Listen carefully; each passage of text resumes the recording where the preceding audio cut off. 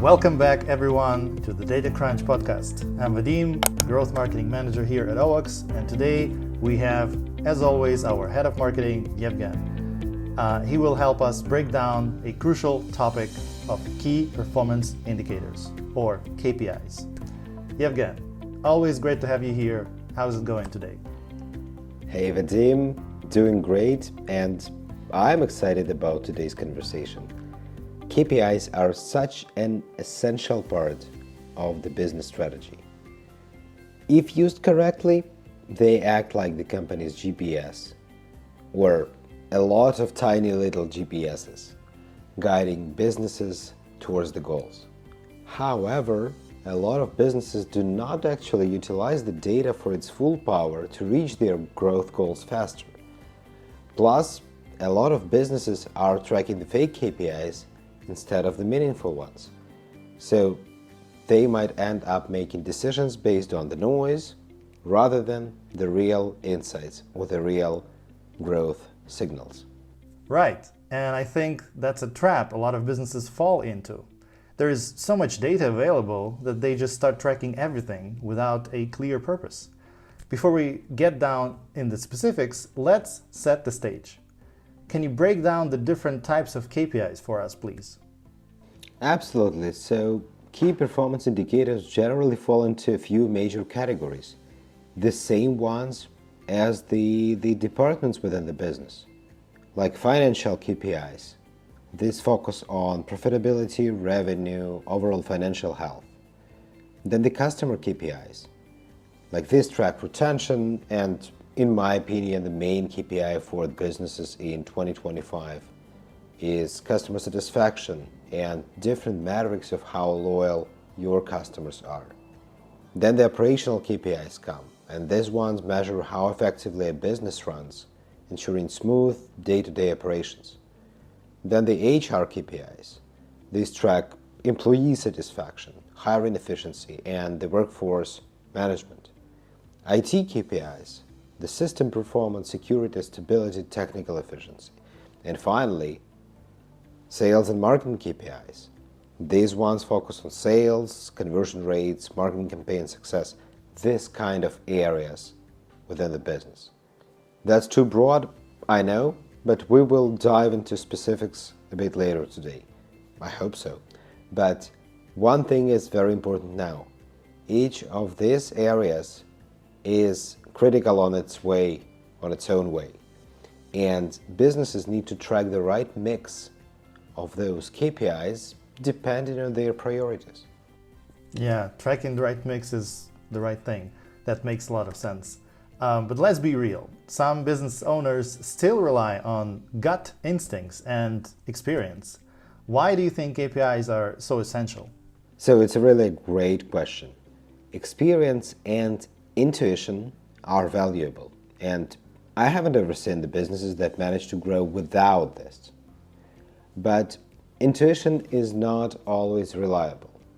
So the faster you move from making decisions based on the intuition to making decisions based on the data you have, the better for business it would be. Imagine driving a car without a dashboard. No speedometer, no fuel gauge, no GPS. You might get where you need to go. Right, you can. But you are also risking running out of gas, missing an exit on a highway. So KPIs, they give you real-time, measurable insights so that you are making informed decisions, not just educated guesses. And the depth of those decisions just depends on how well you utilize the data that most likely your business is already collecting. So without getting reports that you need exactly when you need them, you might be investing in the wrong areas, missing potential red flags, or not even realizing when a strategy is working better than expected and you just need to push all the way forward. Yeah, that analogy about the car makes so much sense and it's clear. All right, let's start with the most fundamental category, financial KPIs. So when it comes to running a successful business, nothing is more important, nothing is more critical than financial stability. You need to know if you are making money, how effectively you are using resources, and whether you are set up for a long-term growth and long-term success. Like P&L, cash flow, those are great reports. But those rarely show how successful business truly is today. And that's where financial KPIs come in. Some of the most important ones include the gross profit margin, which measures how effectively you are producing goods or services. Then the net profit margin, which tells you how much of your revenue actually turns into profit after all the expenses are covered. Then return on investment, whether it's marketing, hiring, expansion, IT, ROI is that North Star metric that tells you if your investments are paying off. Operating cash flow, debt to equity ratio. If you're in the e-commerce or even a retail business, then the inventory turnover, which tracks how quickly you are selling stocks. And look, those KPIs are not just quick metrics standing alone. They always come with some sort of dimensions and cohorts, plus they are connected one to another. Okay, so it looks like financial KPIs are like the foundation. You need them to ensure profitability and stability. Exactly. But having money is just one piece of the puzzle. If you don't have customers who stick around with your business, those profits won't last forever. If financial KPIs are about having money, customer KPIs are about keeping customers happy and coming back for more of what you sell. And here are a few of the critical customer KPIs. So number one, customer retention rate. Track how many customers stay with you over time. Then the customer churn rate. This is the flip side, how many customers leave. Then customer satisfaction score, typically called CSAT, which is about how happy your customers are. So you need to do some kind of surveys and feedback to track this. And then the Net Promoter Score, NPS, measures customer loyalty. If they are likely to recommend your business to their friends or their audiences. So basically the beauty of the KPIs is that they are not just department level. They might be cross-department or even company level KPIs.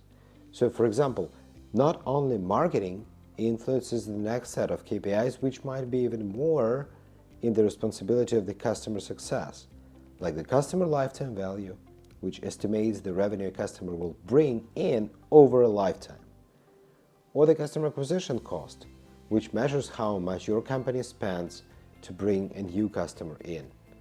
So yeah, basically this is marketing specific, but at the same time it depends on many different other factors. And the average order value, which tells how much customers spend per transaction. Yeah, Yevgen, that's a solid list. So now we know how to track finances and customer loyalty, but what about the day-to-day operations?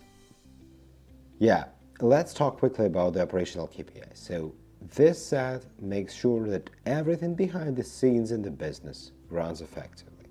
So some key ones include the employee productivity, the quality of your product or service, the time to market for the SaaS companies, the supply chain cycle time, the inventory accuracy, capacity utilization. Like, we can talk a lot about this specific KPIs for the operations, but maybe let's move forward. Wow, yeah, I see. That's a lot of moving parts. So what's coming next? Business is not only about operations, right? It's also about the people, which takes us to the HR KPIs. People are at the heart of every company, and HR KPIs help to ensure a productive, engaged workforce that generates that revenue from the financial KPIs. So here are a couple of them. Like employee turnover rate, tracks how many employees leave versus how many of them stay. Employee satisfaction measures engagement and workplace happiness. Training effectiveness evaluates how training programs improve the performance. Absence rate, time to fill. This kind of KPIs are really the details that the HRs should track. All right, yeah, that makes perfect sense. They make the business more efficient, right? Absolutely. And speaking of efficiency, IT plays a massive role in any business today. IT keeps everything running behind the scenes. And that doesn't necessarily fall under the IT department, but it's basically grouped under this name, typically. So that might be a website downtime, might be the project completion rate that tracks how many IT projects finish on time. Then the data team performance is typically here under IT KPIs as well. Things like data quality, number of new reports generated per month, number of insights delivered to business teams, how well the reporting system is set up. I really like the next KPI, which is about which percentage of collected data was utilized in business reports. It's very important because we live in the world where businesses collect tons of information every day, and this amount is growing as a snowball. But businesses typically do not utilize 95% of the data. They don't even touch most of those data because they either don't know how, because of the lack of communication between the data teams and business teams, or they just don't have a proper reporting system in place because they use old-fashioned BI dashboards that are hardly customizable. So that is why we envision every business professional operating data in spreadsheets so they can utilize most of these long-tail data points with the instruments that they are familiar with. All right, yeah, we've covered operations, we've covered HR and technology. What's next, Ievgen? Now let's shift to the KPIs that directly impact business growth. So let's talk about sales and marketing and how they help to drive more revenue, okay? So we have a few videos about that, in particular, marketing and sales KPIs on our YouTube channel. So Vadym, let's leave a couple of links in the description, but here are some of the key ones. So cost per acquisition measures how much is spent to generate a single client. For your business, it might be important to measure something else, like the cost for website visitor, cost per lead, cost per order, etc. Then it's conversion rate that tracks how many of potential customers take action. And just once again, this may be super specific to your business. You might want to map out the entire sales funnel from somebody clicking on the ad, visiting your website, to becoming a loyal customer in the future. And then you can track conversion rates from each stage to the next one. Plus, you can add some cohorts by geo, age, traffic channel, landing page, you name it. And then, by tweaking some specific areas, you might significantly add more revenue to the business. And then, well, maybe brand awareness is really important these days. That evaluates the market presence and metrics like reach and engagement, which themselves doesn't make any sense to track. But when we use them to measure the brand awareness, that's very important. And finally, metrics like ROI, we've already discussed this, and the ROAS, the return on investment, the return on the ad spend, those are very important for sales and marketing. Yeah, this has been such an insightful conversation. Ievgen, I really appreciate you breaking down these KPIs in such a practical way. Absolutely, Vadym. And yeah, look guys, tracking the right KPIs can make all the difference in business success, in every team's success, in every department's success. Yeah, and to our listeners, if you're ready to take control of your business performance, head to owoks.com, explore our tools for analytics, reporting in spreadsheets, dashboarding, analyzing, and making better decisions based on the most current state of your KPIs. And trust me, if done right, you'd quickly boost your business by uncovering small things that you've been missing earlier. Start free today, no credit card required, no demo call required, and turn your data into smarter, more confident decisions. Guys, so stay data-driven, always stay ahead of your competition, make data-informed decisions that drive success, and we'll see you soon.